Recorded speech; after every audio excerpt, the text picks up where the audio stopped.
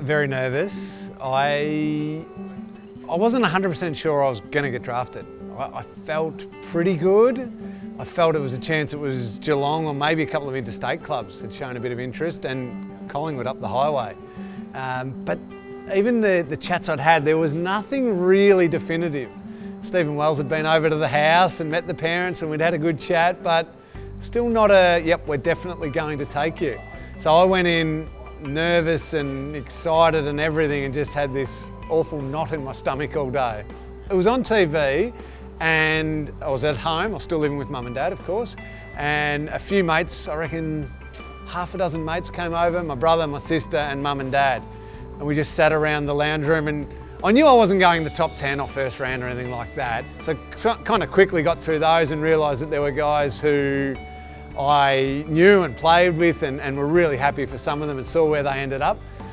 But then it was kind of about pick 20, 25 onwards where it just, the nerves just built one by one by one. I was like, oh no, what's going to happen? Is it going to happen? But I had the family and the friends around me.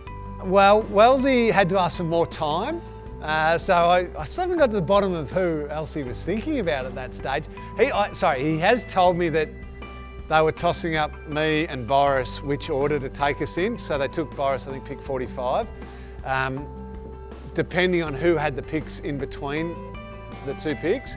And Wellesley said that he was worried that, I think it might have been at Collingwood, we're at pick 40, 41 maybe, that they were going to get me but not Boris, so they'll take me at 38, Boris 45, and that's what they were discussing. Or do they take Boris first, ask for more time to just string it out a bit more, and then that moment where he finally read out the player number, I had no idea what my number was, Cameron Ling, Geelong Falcons, and then just got swamped by mates. Mum planted a big kiss on my cheek and my brother and my sister, and it was an incredible moment.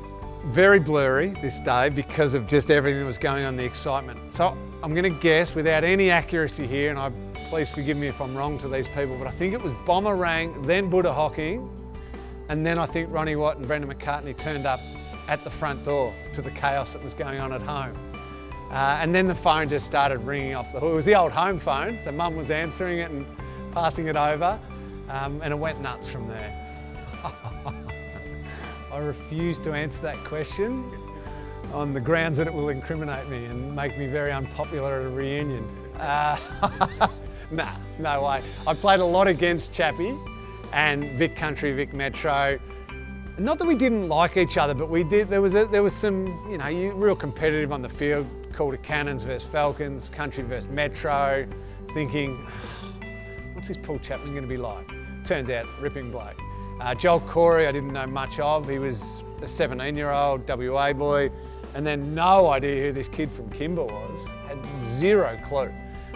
It turned out they were all wonderful blokes and incredible footballers, but I refuse to say out of the three who was better. All I can say is those three ended up better than me, but I'm happy to be number 4 in that group.